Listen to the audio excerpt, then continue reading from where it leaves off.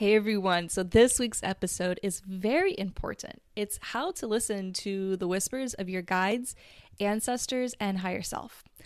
On this episode, I talk about the importance of learning the voice of your ego, why you need to shut up and listen, and how to utilize flow states, signs from nature, dreams, music, and muscle testing in order to enable your intuition to shine through. And most importantly, I go on a few tangents here and there on how you are a reflection of all things that are infinite and divine, and you carry the all knowledge of everything that is and isn't right within your soul. And for me, that was a massive first step on trusting my inner voice, trusting my intuition, trusting that I do have guides and ancestors and a higher self who know what's up. So if this interests you, tune in and let's go.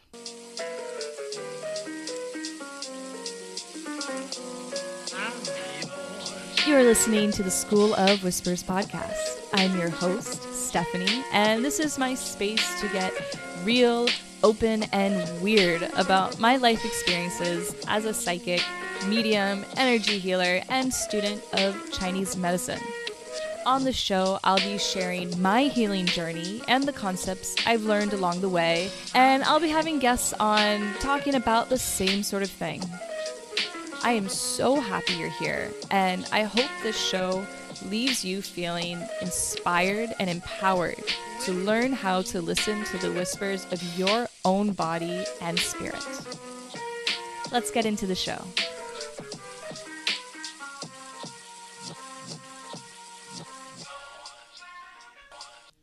Welcome to the show. Topic today, listening to the whispers of your higher self, your guides, spirit guides, and ancestors. The topic was actually going to be entities, but I did a whole episode without my microphone on, and that was a mistake that needed to happen.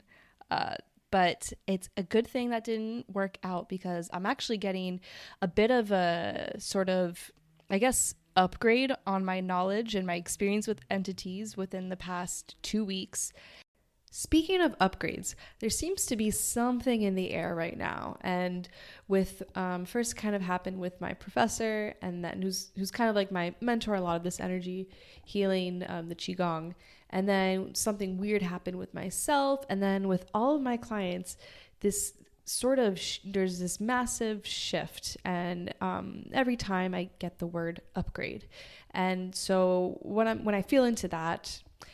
What that means is timelines are shifting fast, and because things are moving fast, we're being forced to face things or complete certain cycles, moving into new ones. And if you're feeling this sort of energy, and there's a lot bubbling up as well, because with this rapid shift comes, you need to start facing yourself a little bit more, and or you can choose not to. But if you want to be a part of this upgrade, I highly recommend any sort of repeating cycles, self-sabotage sort of deals, because this seems to be the season for it. If you want to make a rapid shift in your life, maybe do a little bit of extra ceremonies, a little bit of extra journaling, a little bit of facing your darkness. Let's now get into the topic. Before we really can learn how to listen to the whispers, and when I say whispers, it's because, guides, ancestors, and higher self, at least for the beginning, they're going to be whispering. They're not telling you, just talking right in your ear and saying, hey, Stephanie, you probably shouldn't be doing that thing right now. Come over here. This thing will make you a millionaire. That's not how it works. You have to learn how to be observant, number one, and number two, learn how to listen. And with that comes being in silence. Before I really dive in, though, into how to listen to these sort of, and I will get into defining what your higher self, your spirit guides and ancestors really mean. I want to first talk about the part of us who you're probably super familiar with, who we all find ourselves listening to again and again, and that is our ego. Ego gets a bit of a bad reputation, fair enough. She kind of drives me to do some pretty silly little things sometimes. But I have really, over the past 2 years, developed what I like to think, a pretty healthy relationship with my ego. I know that a lot of spiritually minded, healing minded people, I know I was this way at least. You really get to this point where you're like, God, I just want to feel better. I want to be better. I want to be everything that I'm meant to be. But my ego is getting in the way. I wish I could just get rid of it altogether. And I remember just sitting at my altar being like, please just take it. Just take my ego already. That's never, ever going to happen. As long as you are in this dimension, in this meat suit that is you, beautiful, wonderful, multi-dimensional meat suit that it is, you are going to have an ego. You cannot escape your ego. That is the condition of being human. It is a human condition we cannot get rid of. So what can we do instead? We can learn how to listen. Two sort of names for the ego, and you can name your ego however you want. I recommend that you give your ego a name if that works for you. But two sort of labels, names that I've heard the ego be given is your inner critic or your inner mean girl. And what that means, if you're not really familiar with what the voice of your ego even sounds like, is it's that side of you who is kind of just constantly telling you, like, you shouldn't be doing that. Oh, but if you don't do that, then this will happen. And it's very sort of fear driven and survival driven. Your ego is just afraid of, essentially what it deems as life-threatening situations. And typically every person has a different I guess, core fears and core negative beliefs that we carry. And those sorts of things create the personality of our ego. I'm going to give you a completely different perspective, a different name for your ego that I haven't heard of anyone else use before. And your ego is your inner child. Think about all the first traumas and wounds of your life and how you've reacted to them. And think about how they've played out into this future version of you and this present version of you. What fears hold you back? There's something I love to do. It's called fearscaping. And in fearscaping, I listen to the voice of my ego, my inner child, and I think, hey, you're clearly upset here. What is it that's upset? What are you so afraid of? So I'm going to give you an example. Kind of a personal example, but that's what I'm here to do, right? Storytell and share, and storytell if you want to put story and share together. And so I'm going to, let you in on my healing journey. About a year ago, I was learning how to set boundaries, and somebody who I love, who I had to set boundaries with, was my dad. And so I went through a time where I decided I asked for space and I wasn't speaking with him. And during that time, several family members came to me and they kind of were giving me a hard time about setting this boundary. And I immediately felt so triggered and upset, just an explosion of hard, complex, chaotic emotions. And so I decided, rather than do my usual sort of thing, which was kind of gaslight myself and give in and sort of set my boundary aside so that someone else doesn't feel uncomfortable, I decided to listen in to my ego as my inner child. So I'm visualizing myself as me, as a little girl. And really during like the first times in my life where I felt like if I didn't obey, I wouldn't be loved. So I'm speaking to that version of me and I'm saying, hey, I see you're really, really upset. Can you tell me why? And so little me, she goes, well, I feel threatened. What do you feel threatened by? Well, if I don't talk to dad, then I'm going to be known as a bad daughter. Okay, and what's the worst case scenario from there? Well, if I'm known as a bad daughter, then nobody will want to be around me. Okay, what could happen from there? Well, if no one's around me, then no one will love me. Okay, and then what's the worst case scenario from there? Well, if no one loves me, then I'm going to die. I'm just going to die, and I'm going to die alone, and I'm freaking out because now nobody's going to love me, and I'm going to die.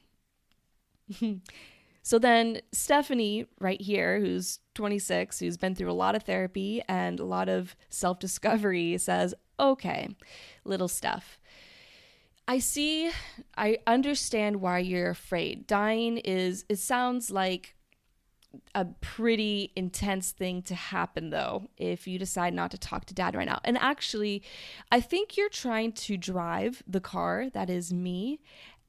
And I know that usually when you drive, we tend to hit a lot of walls. So how about, here's this. We're going to put you in the back seat of the car. I know you're afraid of dying, so you're going to put you in like state-of-the-art seatbelt, car seat. We're going to give you a blankie. We're going to give you something to suck on, maybe something to watch.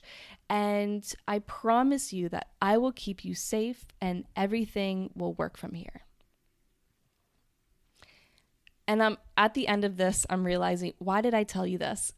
Well, I think it's really good to know how to talk to your ego.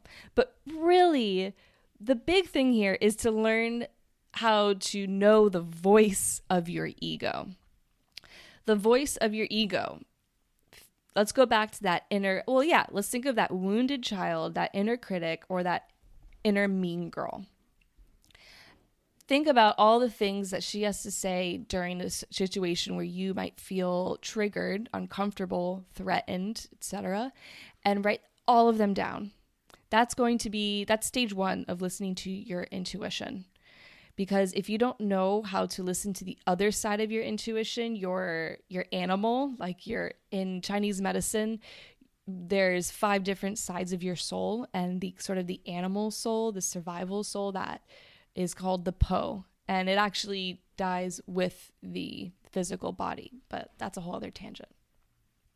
Get to know your ego. Learn how to work with your ego.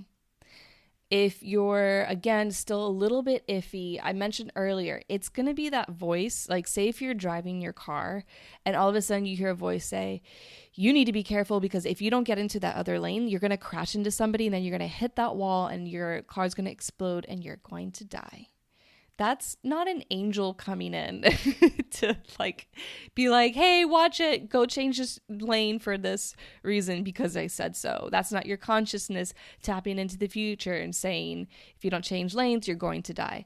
That's your ego. If it's a kind of like this whole life-threatening, life or death sort of situation, this fear, if you don't do this, then you won't be loved sort of thing, ego. All right, from there, let's talk about your guides, ancestors, and higher self. Let's first talk about your ancestors. We all carry if you've heard of, I guess I should go into a little tangent on epigenetics. If you're already familiar with epigenetics, maybe skip ahead a minute, but if you don't, stay with me here. Let's see if I can get a definition of it up here. All right, I like this one. Epigenetics is an emerging field of science that studies heritable changes caused by the activation and deactivation of genes. What does that mean? I'm going to give you a study that I read when I was doing my undergrad in psychology. We have Mama Mouse in her cage in her laboratory. Yes, the laboratory is hers. And whenever the people that work for her, these guys in the white coats, emit a certain smell in her cage, she gets a shock. And kind of exactly like Pavlov's dogs, every time after getting that repeated smell, shock, now they're no longer emitting the shock, but they're emitting the smell in the cage. And she starts having this nervous system response of fight or flight. Well, after this mama rat has babies, they notice that when the babies smell that same smell, they start to have a nervous system response. They decided to take this further because they're thinking, oh, mom's probably teaching baby mice that that smell is bad news. So instead, they redo this experiment. They have a lady rat or mouse, and they emit the smell, give the shock, smell, shock, then smell with no shock. She gets pregnant, has babies, but instead of keeping babies with mom, they decide to separate the babies from mom. Well, something interesting happened. They all of a sudden started having a nervous system response when the smell was emitted into the cage, regardless of their contact with mom. This is an extremely oversimplified scenario of epigenetics, but I say this because it's good to start with simple, and it's pretty incredible to see that regardless of someone being there to teach them, and this continued on with generations of these same mice. So instead of having someone to teach them, it's written in their DNA. It's written in their DNA. And I'm telling you this to just sort of get your mind wrapped around the fact that our ancestors and their traumas are written in our DNA, and certain life events can activate or deactivate sort of this response to the trauma. Our relationship with our ancestors is a big deal. So while there's can be negative sort of things such as trauma written in our DNA, there could also be innate wisdom, totally mind-blowing love, and all these sort of life experiences that our ancestors went through so that you can be right where you are. There's this song that I love, and a lyric goes, how many people had to survive so that you could arrive? And that's your ancestors. One way that I love to connect to my ancestors is through cacao ceremonies. I've had my clients' ancestors tell them, one of them, they loved to connect with her when she hunted. And so they asked her to just keep them in her thoughts when she was fishing or whatever it was, or maybe give a little offering to them. So that's our ancestors. And with ancestors can come guardians. I know that my abuela, she is an absolute guardian angel in my life. I feel her all the time. She's really the first otherworldly presence that just felt so tangible, that I've felt come through. And they're always here for you. And I will say this with every part of this beautiful trio that we have, they're always with you. They are you, they are part of you, and they want to help you. Higher self. Your higher self is you across all timelines and dimensions. So it encompasses you right now, you as a child, you before you were a child, you when you were an old, decrepit, because we all are meant to end up old and decrepit. Oh, goodness. But yeah, at the point of exit points, and as well as you in different reincarnations, whether it's within this dimension or another dimension. Your higher self carries all the wisdom from this lifetime and these lifetimes, as well as your ancestors' lifetimes. It also kind of encompasses your spirit guides, because, truly, We are the universe experiencing itself. And that's kind of a hard concept that truly I'm not that. I tried to explain this to my husband, Mana, earlier, and I'm just not really that equipped to explain this to a certain degree because it takes a lot of like quantum physics and interdimensional explanations that I need to practice.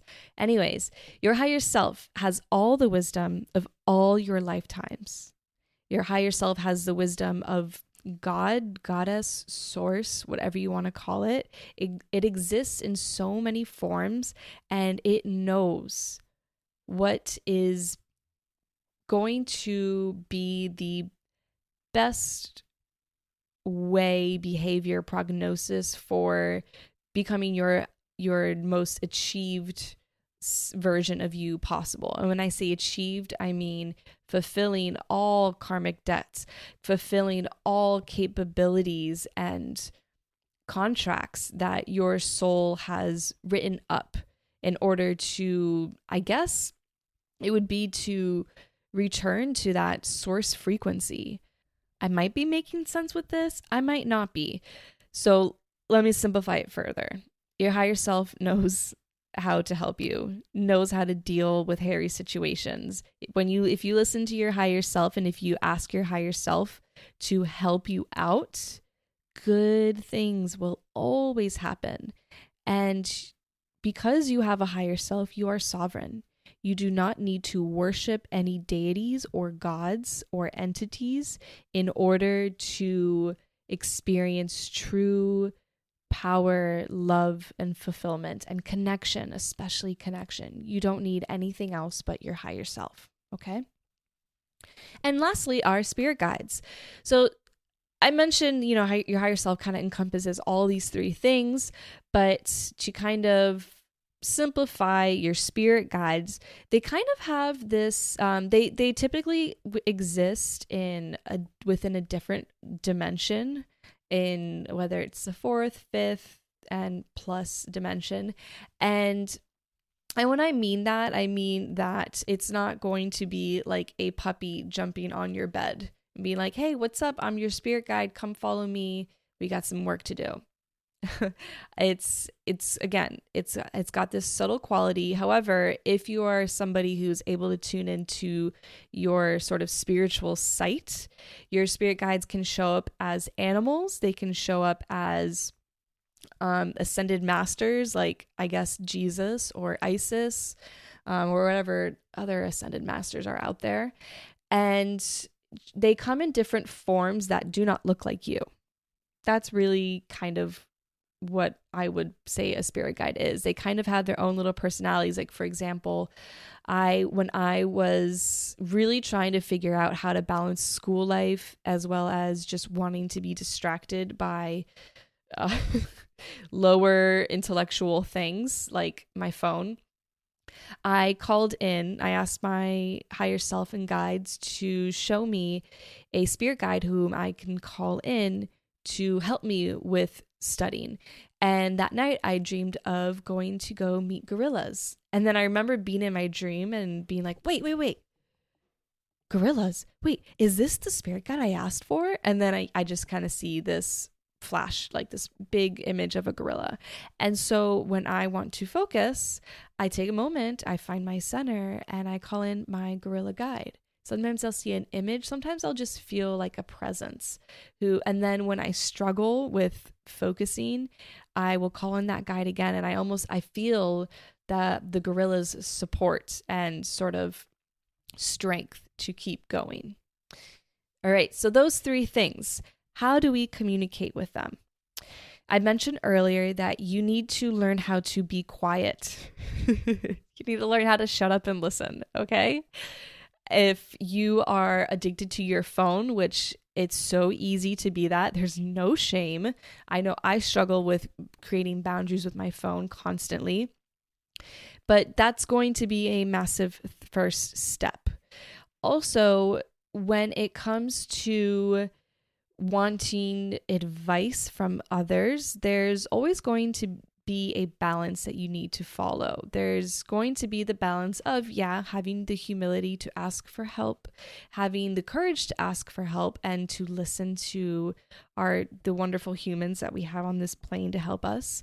But it also is so important that you just listen and feel into what feels right. So instead of running to go call, text, or meet a friend, you just don't put on any music, don't put on a show, don't read a book. You just sit with yourself.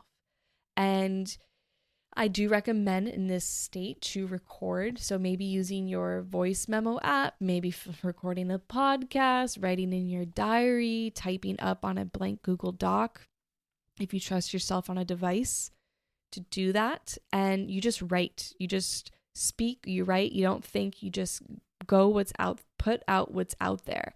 And you will hear the voice of your ego coming through. You will hear the voice of your higher self also coming through. And once as I mentioned earlier, identify the voice of your ego, then you will be able to identify, sure enough, the different qualities and textures that are of your higher self, your ancestors, and your guides. So being quiet, getting rid of distraction, and trusting yourself to be alone. Another thing that I think is important to consider, getting into a state of flow. So I did say that you should probably sit and just do nothing to really, truly, truly tune in and listen. But it's not easy for all of us to do that. And I think anyone else might say, instead of a state of flow, get a meditation practice, which I highly recommend. But the whole thing about meditation, the whole point of it is to get into a state of flow, a state of being, a state of where you're not really worrying about what's behind you, what's ahead of you. You are so engrossed in this now moment. There's so many ways that we can do that. It can be through breath work, meditation, art, going on a walk, maybe petting your companion, your furry companion. Maybe it's, what else could we be doing? Well, you get watching a beautiful sunset. What is it that makes you get into a state of flow? We all have that thing. And if you don't have that thing, then start to try some stuff out. You don't have to be perfect at it. You just have to do it. One thing I love is going on a run, because when I'm on a run, it's like my ego runs out really quickly. My ego is like, this hurts, this sucks, you probably look stupid, you're not running that fast, you used to be way faster, blah, blah, blah. My ego is suffering the whole way through, and I kind of just, treat her like my inner child. And then all of a sudden, I start to hear something else come through. Another voice saying, "Oh, I'm so proud of you. You really killed it this week." And then maybe a voice that says, "Oh, actually, well, it's funny because as I was on my run, I actually, right before doing this podcast, I started doing the podcast. My mind started just bringing it in, and I kind of realized, oh, this is what you want me to talk about. This is how you want me to put this."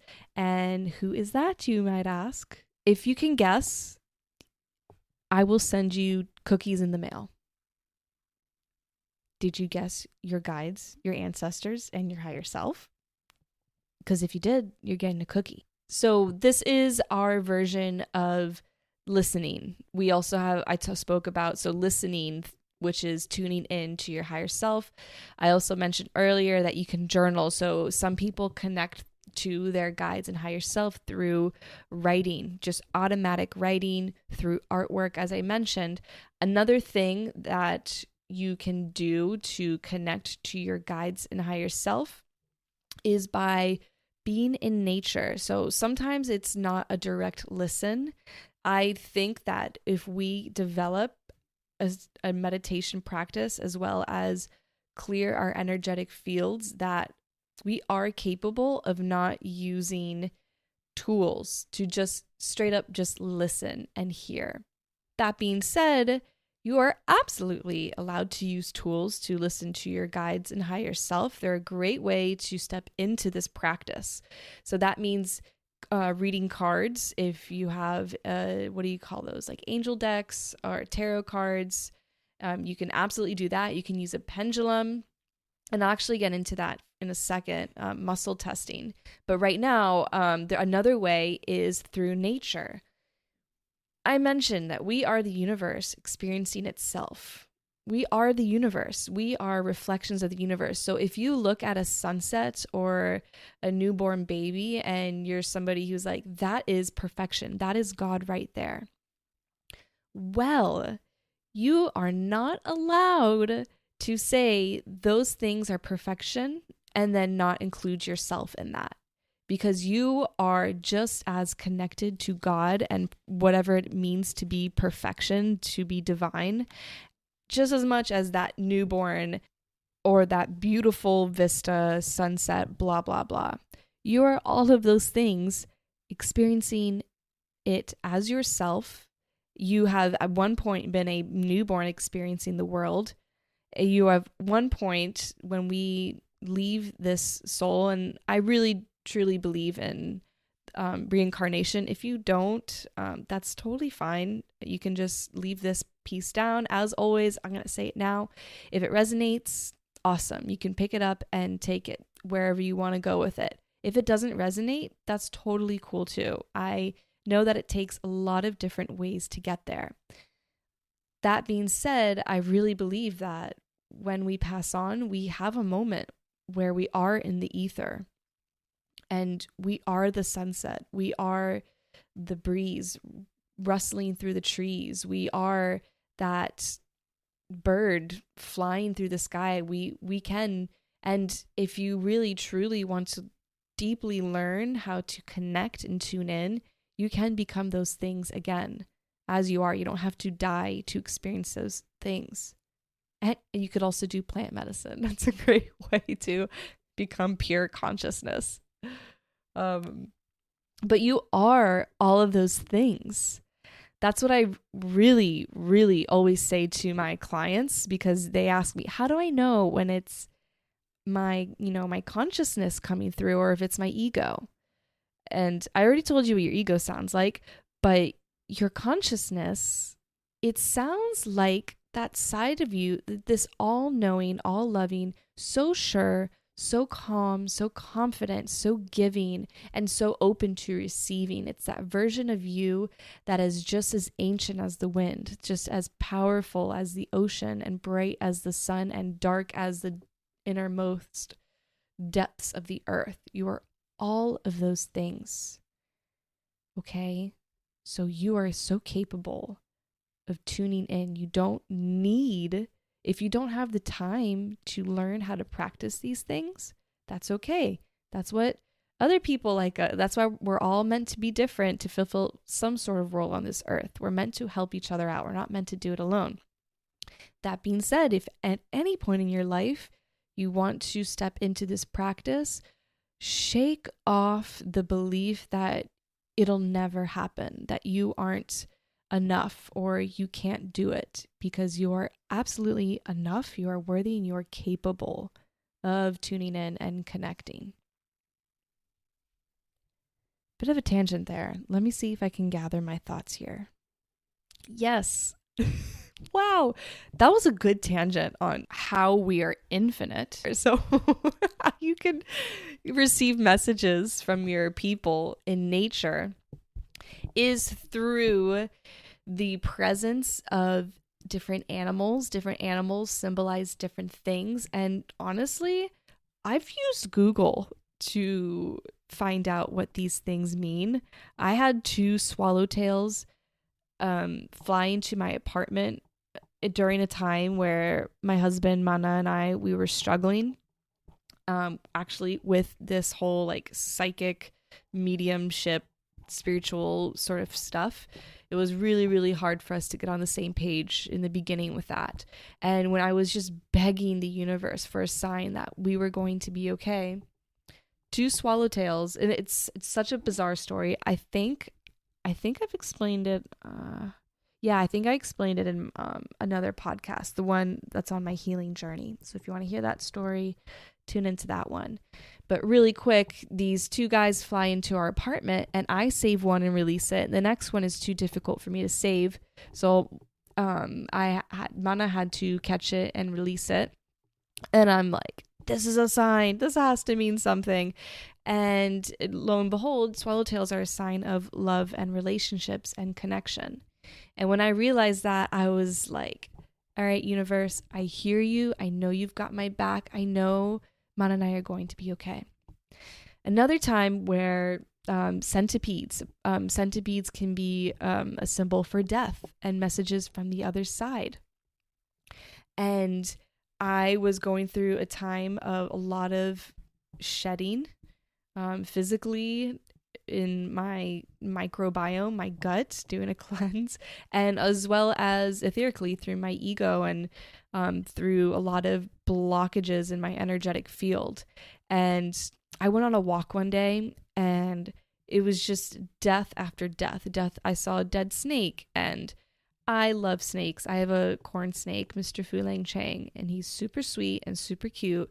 And when I saw this corn snake, it looked kind of like him. And so I saw that as a sign. And then as I continue my walk, I see a dead lizard, another sign, 5 dead centipedes, which were big and orange and really gross looking. And then right after seeing all these little dead critters, I see a dove sitting in the middle of the sidewalk in front of me, about 2 yards ahead of me. As I continue to walk towards the dove, it still doesn't move. And I'm thinking, what is wrong with this dove? And then all of a sudden, it quickly turns its head to the left. It sees a hawk. And then the hawk the dove starts flying away, and it's kind of clumsy, and the hawk just swoops in, catches the dove, and I'm like, oh. And then my eyes look down to the top of a car just from that scene of swoop and capture, and I see a white cat. And for me, white cats are an omen. Rather than black cats, for me it's white cats. And I'm like, shit. And that, to me, that was the universe and my guides giving me a sign that I'm about to experience a version of death. It was an ego death. It was just a redefining everything I am and everything that I'm not, which is everything and nothing. So that's another great way. You can also ask your guides for signs. I recently told my friend who wasn't sure if somebody was the one for her. I was like, well, ask them for a sign. So she chose purple flowers. So if he's not the one for me, please show me purple flowers. And she started seeing purple flowers everywhere. Another thing to mention is it doesn't necessarily, these signs don't have to always be in nature. For example, you can be asking somebody for a piece of paper at work or school, and the paper they hand you has a little doodle or a little print of a purple flower on it. And by the way, what also falls under the umbrella of signs from your people includes music. So when you put your phone on shuffle and whatever random songs come up after asking a question, or maybe asking for a sign through the radio, or what if maybe you have a song stuck in your head and there's a specific lyric that's singing over and over again. That could also often be a whisper from your guides, or even a passed on loved one. I know that when I do mediumship readings, that is really a common way that they love to communicate to those they've left on this plane. And let's throw dreams in here. We can't talk about communicating with the other side without including dreams, which is where we spend so much time effortlessly in the astral realm. There's so many dream voyant people who don't even realize that they are dream voyant. One thing I love to do is before going to sleep is asking for a sign. Like I mentioned earlier with the gorilla guide, what I did was right before going to bed, I asked through my dreams for my guides to give me an answer. And while it might not always work, something to consider is the spirit world, they rarely give me straight answers. When I'm doing readings for my clients, they really make me go around the bend with all these metaphors. It's just how they like to communicate. So maybe it's worth, people talk about it all the time, keeping a dream journal or just thinking a little bit more into the details and nuances of your dreams to see if you can find any messages there. And this is where Google is also a great thing. I remember recently I had a dream about a mama killer whale and a baby killer whale, and I had a feeling there was a sign in that. And I remember finding Googling killer whales and finding a whole website that tells you, like, the whole page is like killer whale that's swimming in circles, killer whale that's being attacking and aggressive. So use your resources. So that's how they can show us signs. Another way that I tune in to my higher self and my ancestors, guides, and as well as also spiritual beings is through muscle testing. This isn't always a foolproof way. Actually, not all of these ways I'm telling you, they're not your end-all be-all magic pill. I use all different forms: listening, asking for signs, and writing and artwork and muscle testing. I use them all interchangeably in sessions as well as in my own life to tune in. And one that I really love is muscle testing. I'm going to give you a quick crash course on muscle testing. It's when I was first introduced to it, it was through a practice called a practitioner, actually, who had a practice of applied kinesiology.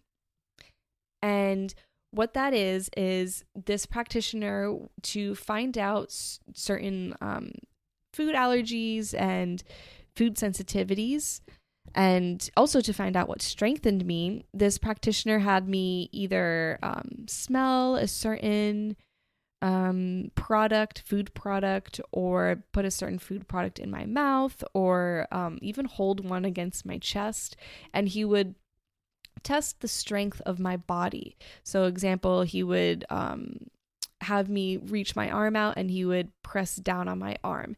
And if my arm weakened, then it showed that that particular food weakened my system. And if I stayed strong, then that meant that food either didn't affect me or it actually strengthened my system based on his protocol. So when I first so he's prescribing me all these little herbs and things based on this muscle testing, and I'm getting better. I'm getting healthier. It's insane. And so I start digging deeper into what this muscle testing is.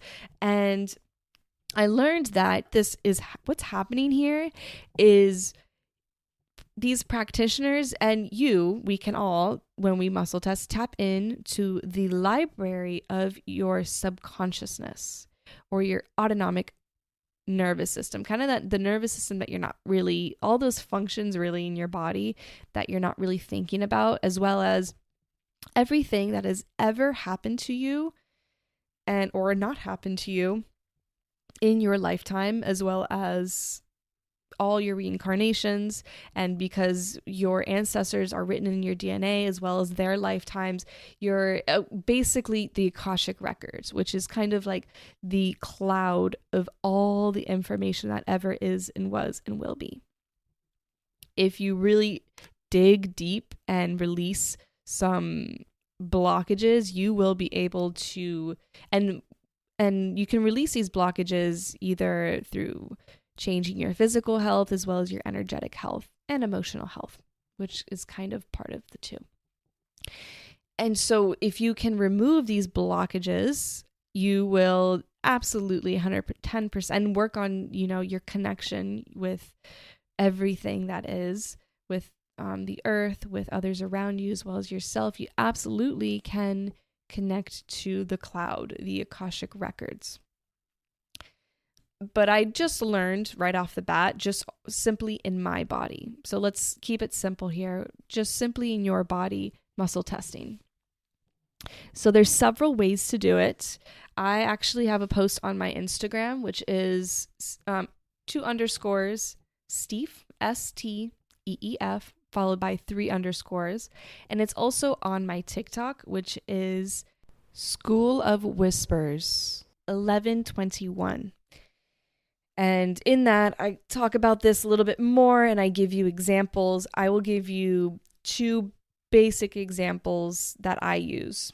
So first is the sway test. You're standing and your 2 feet are planted on the ground and you start to disconnect from your conscious mind. You're kind of like that, the mind that's aware of everything and that's kind of running with thoughts and thinking about all the things that you have to do. So that's why a meditation practice is important, because it teaches you how to kind of quiet that mind down. So you listen, you tune in, and then you let go of your conscious mind, and then you ask to step into your subconscious. I like to say, I choose to let go of everything I think I know, everything that I am, and everything that I'm not. Let me step aside so that you can step through.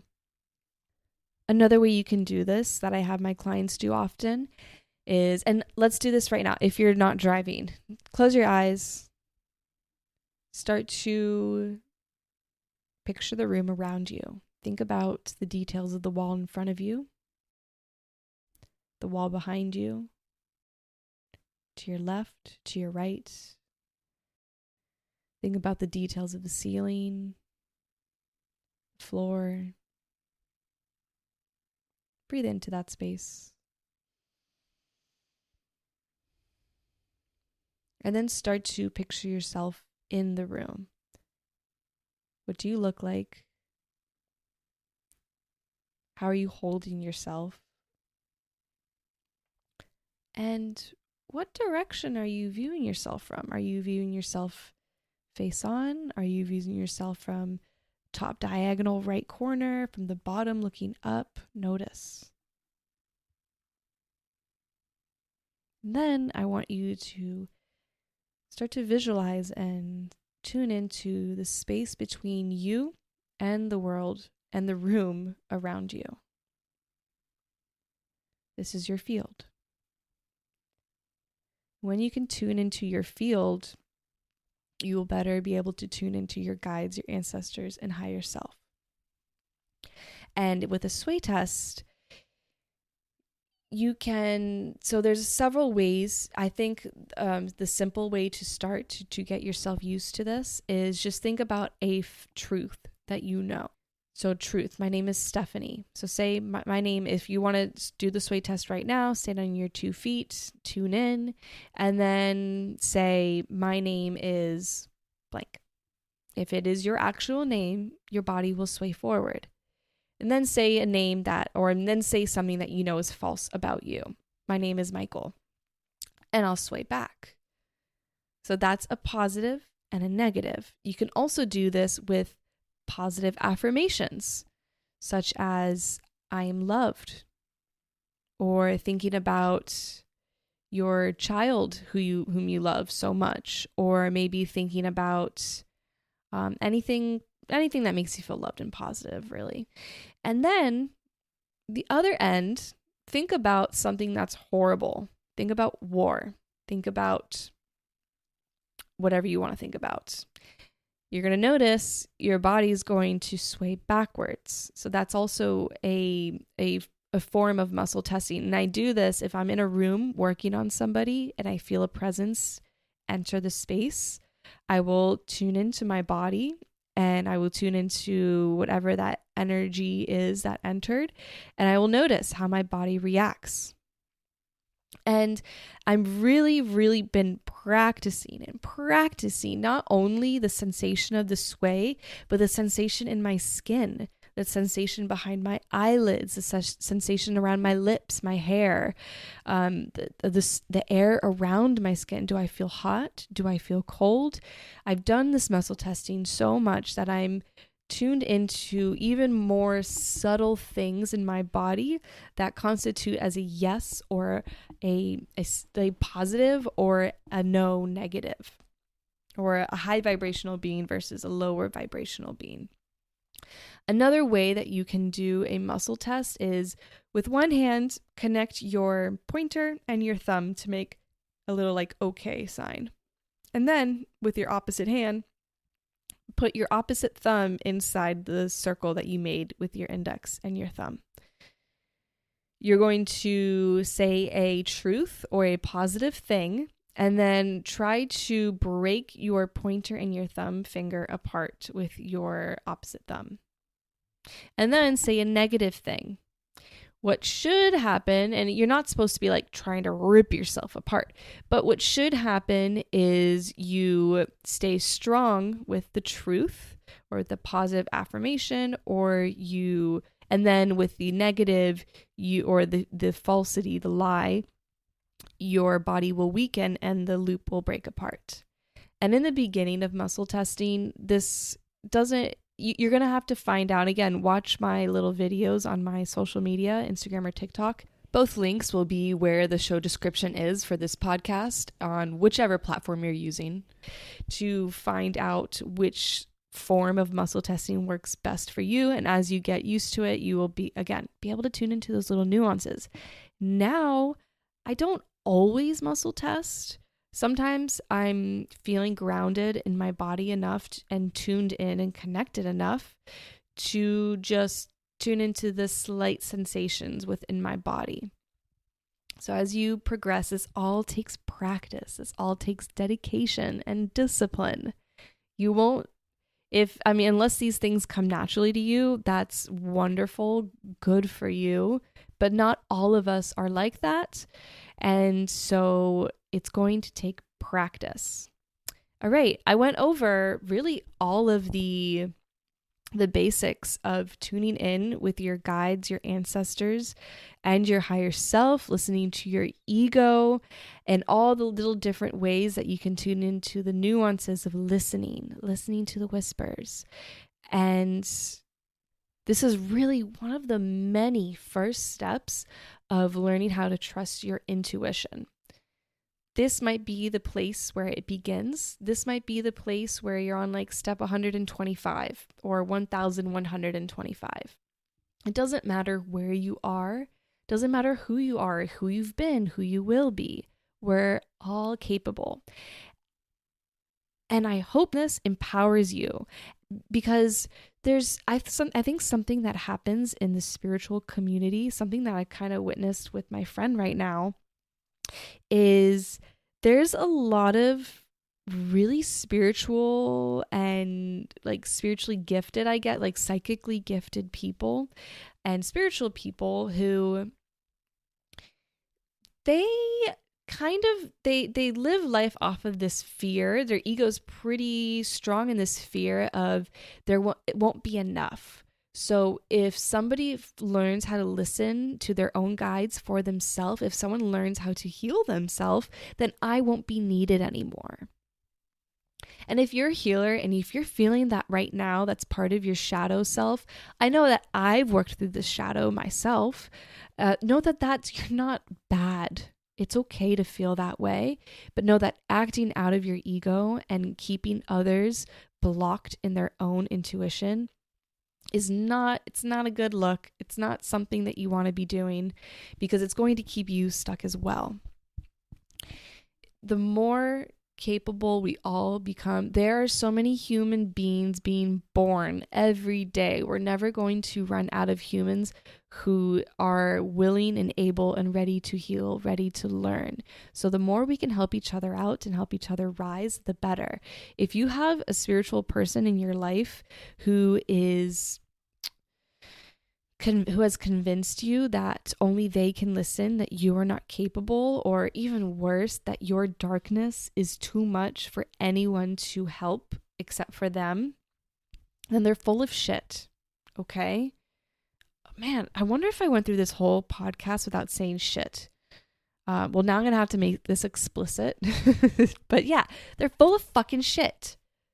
That is a person who it is so possible for someone to be spiritual and psychically gifted and also be living and acting and interacting with you from their ego. So the sooner that you can learn to listen and trust your intuition and learn all these different ways, the sooner empowered and the less, vulnerable you will be to those sorts of energies. Your intuition, your ability to discern is so important in all things in your life. I know I lived so much of my life asking everyone but myself what I should do. And I became sick. I became disconnected and unhappy and unsure of who I am. And it wasn't until I sound like a broken record, but I'm going to say it again because it's the name of the podcast. Until I started to step into the school of learning to listen to the whispers of my higher self, my guides, my ancestors, my body. The whispers can come in so many different ways. It can be really, you can be scrolling on Instagram and you find something that deeply resonates and kind of adds to your knowledge, your healing code. That could be a whisper as well. Could be a quote that you see written on a piece of cardboard that a homeless person is carrying on your way home from work. The whispers can be anything. And as long as they contribute to your higher good and the good of everyone involved, then that's a whisper you want to listen to. Because know that the ego is really, really good at hiding and shape-shifting and mimicking a whisper as well. Keep your discernment sharp, keep practicing, stay dedicated, and stand in your sovereignty. And that's the end of my tangent for this week. Thank you so much for listening. If you did this far, I appreciate you so much. And thank you everyone for all the wonderful feedback from my first episode. Having feedback is so valuable. And speaking of feedback, if you would like to leave a review or a comment, that would get me jumping up and down, giggling and going, "Ee!" And like I made my hands in little fists. So if you want me doing that, please leave a review or send me an email if you have a comment, question, or concern. And if you're on Spotify, don't forget to do the little poll that I have below on what is sort of content that you want to experience from me. If you want to connect, go to my website, www.schoolofwhispers.com. I've got a lot of great stuff there. I have my services. I have my social medias. I'm going to eventually you're already on the podcast, so you don't really need a link to the podcast.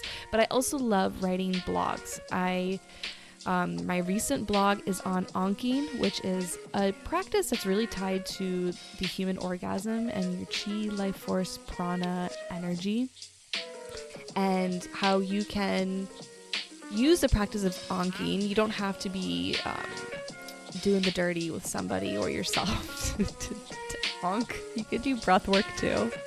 All right, I think I'm going to stop myself while I'm ahead here. I love you, and I will be feeling your energy next week.